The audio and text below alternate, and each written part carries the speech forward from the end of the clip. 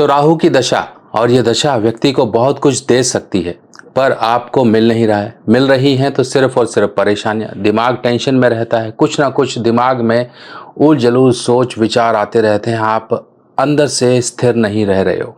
आपके जीवन में भी ये अस्थिरता फैलती जा रही है। आपके दुश्मन बढ़ रहे हैं, आपके खिलाफ कोई कॉन्स्पिरेसी या किसी प्रकार से कोई साजिश करने वाले बढ़ रहे हैं। आपका मन अब कहीं लग ही नहीं रहा है। आप मन से लेकर आप बहुत ही ज़्यादा परेशान हो रहे हो। किसी प्रकार से मन को शांत करने के लिए कभी कभी कोई व्यक्ति गलत रास्ते पे या गलत संगत में या फिर गलत तरह का ऑब्सेशन शुरू कर लेता है। किसी प्रकार का शौक हो सकता है, शराब या नशा, किसी तरह से अपने मन को शांत करने में। जब ये मन अशांत होता है, मन तड़प रहा होता है, जीवन में एक तरह से कहीं स्थिरता नहीं होती है, तब इसी समय आपको गलत लोग भी मिलते हैं जो आपकी इस तड़प का फ़ायदा उठाते हैं। आपका भी क्या फ़ायदा उठा लिया किसी ने, आपसे भी कोई पैसे ले गया, आपसे भी कोई मदद ले गया और आपको ऐसा ही छोड़ गया काम निकाल कर। आपके साथ ये सब कुछ क्यों हो रहा है?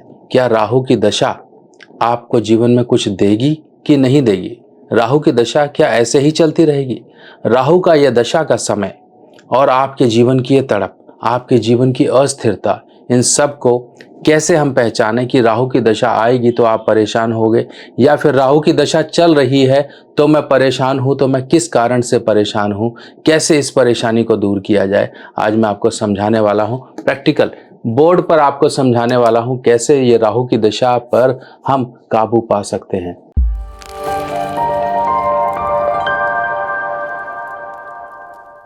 तो नमस्कार दोस्तों, मैं सुभाष शर्मा चंडीगढ़ से लाल किताब के ज्ञान में आपका स्वागत करता हूं। सबसे पहले हम समझते हैं कि दशा और ये जो ग्रहों का खेल है यह हमारे जीवन में करता क्या है। जब भी कोई ग्रह की दशा आएगी तो समझो उस ग्रह का कार्यकाल आ गया, उस ग्रह की एक तरह से पावर आ गई। जिस तरह से अभी आप देख रहे हैं बंगाल में टीएमसी गई तो बीजेपी आ गई। जब तक बीजेपी नहीं थी तो बीजेपी अपना कुछ भी काम नहीं कर पा रही थी, पर अब जो है टीएमसी कुछ नहीं कर पाएगी, अब बीजेपी करेगी। इसी तरह से एक सत्ता परिवर्तन होता है। सभी ग्रहों को अपनी अपनी सत्ता में आने का एक समय मिलता है। सभी ग्रहों को अपना अपना जीवन का एक फल देने का एक समय मिलता है। कुंडली में राहु कहां पर होंगे तो आपको जो राहु की दशा है वो डिस्टर्ब करेगी, आपको परेशान करेगी। सबसे पहले समझिए, पहला घर अगर आपकी कुंडली में राहु यहां बैठे हैं, चौथा घर यहां बैठे हैं, पांचवा घर यहां बैठे हुए हैं, आठवां घर यानी कि यहां बैठे हुए हैं, और ये 11वां अगर यहां पर बैठे हुए हैं या यहां पर बैठे हुए हैं। 11वां और 12वां दोनों का ही कभी कभी मिला जुला जो जीवन में है एक नेगेटिव इंपैक्ट आ जाता है। अब आपने समझा, पहला, चौथा, पांचवा, आठवां, 11वां, अगर इन घरों में राहु बैठे हुए हैं तब राहु की दशा आपकी कुंडली में परेशानी देने वाली हो जाएगी। पर कई बार ऐसा होता है कि राहु 3, 6, 10 या 11, जिन्हें एक तरह से ग्रोथ के हाउस कहा जाता है, उपाच्य इनको घरों को कहा जाता है। राहु आपके तीसरे घर में है, छठे घर में है, तो एक तरह से उच्च माने जाते हैं, एक अच्छी कंडीशन के माने जाते हैं। पर इस समय में भी आपके परेशानी आ रही है। कारण क्या होता है? जब भी शनि मान लीजिए यहां बैठे हुए हैं, शनि मान लीजिए यहां बैठे हैं दूसरे घर में, अब शनि से आगे पहुंच गए राहु। शनि यहां बैठे हुए हैं, शनि से आगे यहां राहु आ गए। शनि यहां बैठे हुए हैं, मान लीजिए शनि से आगे यहां राहु आ गए या यहां राहु, यानी कि एक स्टेप या 2 स्टेप या 3 घर 4 घर अगर ये आगे हुए तो आप ये मत समझिएगा कि उच्च ग्रह आपको अब अच्छे फल देने वाला है। आपको यहां पर राहु को देख लेना है और शनि महाराज की पोजीशन को देख लेना है। अब राहु जीवन में कैसे परेशानियां क्रिएट करता है? राहु तब परेशानियां क्रिएट करेगा जब राहु को पावर जहां से मिलती है, एक स्टेबलाइजर होता है ना, उसी तरह से वो पावर जो उसको मिलती है वो कहां से मिलती है? कुंडली में आपके मंगल डिस्टर्ब हो, क्योंकि मंगल ही कंट्रोल कर रहे हैं राहु को। अगर वही कंट्रोल नहीं रहेगा राहु के ऊपर, यानी कि राहु हाथी है और मंगल महावत है, अगर महावत नहीं होगा तो हाथी अपनी मर्जी करेगा, जो दिलाएगा वहां तहस नहस करेगा, खेत उजाड़ेगा, घर उजाड़ेगा, लोगों को रास्ते पर तंग करेगा, उसकी मर्जी है। अब उसकी मर्जी कैसे कम होगी? वो तो महावत उसको जब कंट्रोल करेगा, बैठेगा उसके ऊपर, तभी तो कंट्रोल करेगा।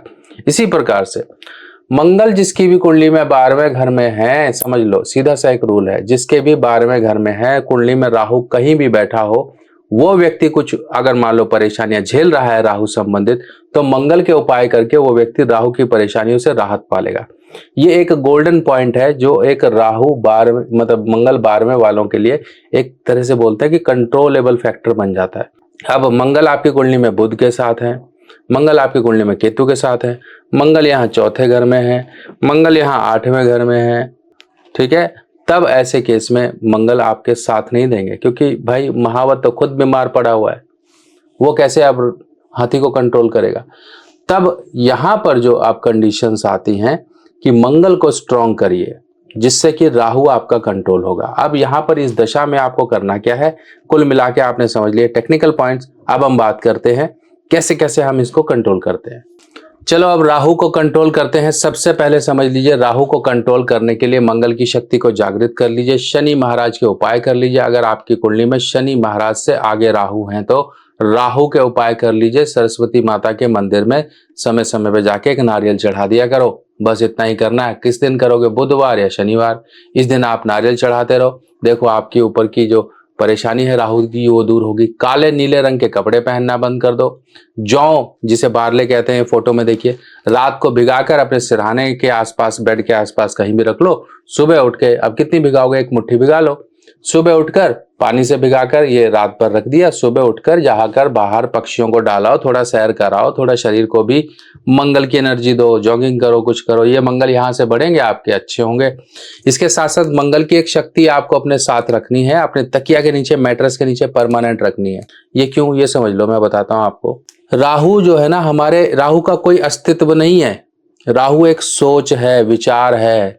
मान लीजिए अगर हम कहें भाई हमारा ये कान है, दिख रहा है ना आपको, ये नाक है, दिख रही है ना, पर किसी का विचार कभी दिखेगा नहीं, किसी का विचार नहीं दिखेगा। और यही जो विचार दिमाग में उठने वाली तरंगे हैं ना, ये राहु होता है। यही राहु को कंट्रोल करेंगे मंगल की सहायता से। इस तरह से आप एक मंगल की थैली बना लो। देखो इसमें कुछ चीजें घर पे बना लेना। ये लाल कपड़ा है, ये स्क्वायर शेप में रहेगा। ये 1 चम्मच चीनी है, ले लीजिएगा। 1 चम्मच हरी वाली जो सौंफ होती है वो ले लीजिएगा। ये जो है लाल रंग का मूंगा है जिसे रेड कोरल बोलते हैं। आपने ये सब चीजें पॉलिथीन में डाली, क्योंकि चींटी लगने का डर होता है। चीनी सौंफ पॉलिथीन में डाली, लाल रंग की कपड़े की चौकोर थैली है, उसके अंदर आपने ये डाल लिया। डाल के मूंगा भी उसमें डाल लिया, आपने अपनी तकिया के नीचे परमानेंट रख दिया। मैं कहता हूँ इतना कर लो, देखो क्या मजा आएगा आपको, खुद ब खुद आपकी परेशानी दूर हो जाएगी। और एक थैली अपने साथ रख लो। अगर आपको लगता है भाई इस तरह से मैं बाहर जाता हूँ या जाती हूँ तो मेरे साथ भी शक्ति अच्छी रहे, मैं भी लोगों से अच्छे कॉन्फिडेंस से मिलूँ, घबराऊं नहीं। कॉन्फिडेंस, ये डर भय जो राहु ने पैदा कर दिया, इससे बचे के रहूं, इस तरह से आप ये करिए।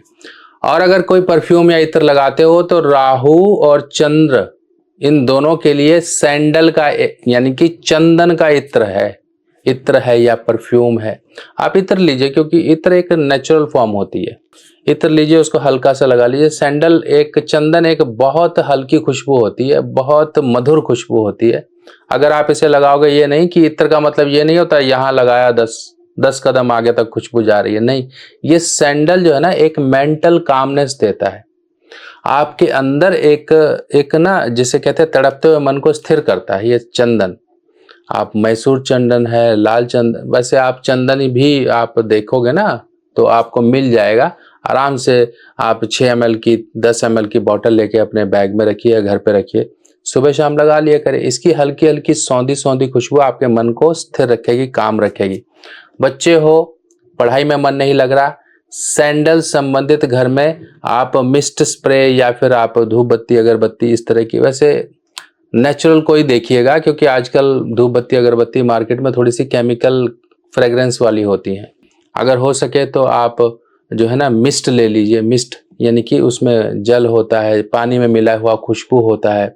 वो खुशबू आप घर में एज ए रूम फ्रेशनर आप प्रयोग करिए। सैंडल की खुशबू का प्रयोग करिए, जिससे बच्चों का एक जो स्थिरता है वो पढ़ाई में लगेगी, मन स्थिर रहेगा। आप घर में परेशान रहती हो तो आपके लिए ये बहुत अच्छा है। आप और घर में ही काम करते हो, आपका ऑफिस है, आपने घर में ही सेटअप बना रखा है, तो अपने घर के जहाँ पर आपका सेटअप है वहां पर आप सैंडल यानी कि चंदन को इस्तेमाल करिए। चंदन की माला गले में पहन सकते हो, चंदन का तिलक लगा सकते हो। ये राहु को सही करने का एक तरीका है। अब यहाँ पर बात आ जाती है शनि महाराज की। शनि महाराज देखिए, एक ऊपर की जैसे कहते हैं पदवी पर हैं, एक बहुत बड़े जैसे कहते हैं ना कि अधिकारी हैं, और राहु केतु बुध ये जो है ना ये चेले हैं, एक तरह से वो नीचे की एक कैबिनेट के ही लोग हैं। मतलब आप एक सीधा एग्जाम्पल से समझिए। तो हमें कृपा किसकी चाहिए? कृपा चाहिए सुपीरियर जो ऊपर हैं, वो है न्यायाधीश, वो है शनि महाराज। इनको आप सही रखिए। देखिए शनि जयंती अभी 16 तारीख की 16 मई की अगर आपका है समय तो आप इस दिन जरूर से पूजा अर्चना सब कुछ करिए, शनि महाराज की कृपा पाइए। बाकी शनिवार आता है, अमावस्या आती है, इन दिनों में आप सब कुछ करिए। चांदी का हाथी राहु के लिए एक जबरदस्त प्रयोग कहा गया है। चांदी का हाथी आप घर में रख सकते हैं। 60 ग्राम तक का चांदी का हाथी एक कटोरी लीजिए, उसमें थोड़ा पानी डालिए, उसके अंदर हाथी को खड़ा कर दीजिए और रखिए।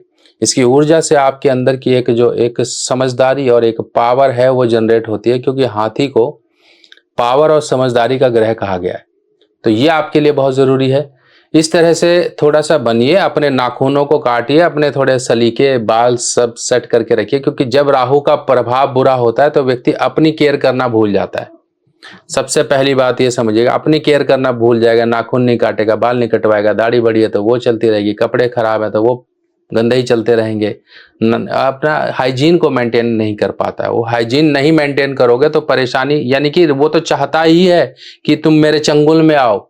बचना आपको है, समझ आपको ये मिल गई है कि बचेंगे कैसे, तो इस तरह से बच सकते हो। क्या आपको पता है आपके जन्मदिन पर आपके ग्रह बदल जाते हैं, यानी कि अच्छे ग्रह आपके जीवन में अच्छा फल देने के लिए आते हैं और बुरे ग्रह आपके जीवन में वो वर्ष को खराब करके चले जाते हैं। किसी ना किसी प्रकार की परेशानियां, दिक्कतें, दुर्घटना, बीमारी या फिर धन का नुकसान देकर जाते हैं। अगर हमें पहले ही पता लग जाए कि आपके इस वर्ष में आपके कुछ बुरे ग्रह आ रहे हैं, अगर हम उनका उपाय पहले ही कर लें तो उस वर्ष की परेशानियों से हमें निजात मिल जाती है। ये वर्ष फल का मतलब होता है आपके जन्मदिन से लेके आपके अगले जन्मदिन तक का एक समय, जिस समय में बुरे ग्रहों का उपाय किया जाता है। इसमें कुछ छोटे छोटे उपाय होते हैं जो कि आपको पूरे वर्ष आराम का जीवन, आपके जीवन में उन्नति और तरक्की के रास्ते खोलने में आपकी मदद करते हैं। आप अपने वर्षफल को जरूर बनवाएं, क्योंकि वर्षफल ही वो आपके जीवन में एक अहम भूमिका निभाता है जो आपके जीवन में आने वाली परेशानियों को दूर रखता है। अपने जन्मदिन पर कर लीजिए कुछ छोटे छोटे उपाय और पूरा वर्ष आप मजे का जीवन पाएं। वर्षफल बनवाने के लिए आपको अपना नाम, बर्थ डिटेल मुझे देना होगा और आपकी वर्षफल रिपोर्ट बनाकर आपको व्हाट्सएप पर भेजी जाएगी, जिसमें कुछ छोटे छोटे उपाय दिए जाएंगे। कुछ दान दक्षिणा या फिर कुछ चीजों को जल प्रवाह इत्यादि करना, मंदिर में देना या फिर किसी गरीब को देना या पक्षियों या जानवरों को कुछ देना। इस तरह के कुछ छोटे छोटे उपाय होंगे जिनको करके आप उस वर्ष की परेशानियों से बचाव पा सकते हो। बाकी इस तरह से और जानकारियां लेके मैं आपके लिए फिर आऊंगा। तब तक के लिए अपने सुभाष भाई को आज्ञा दीजिए। नमस्कार।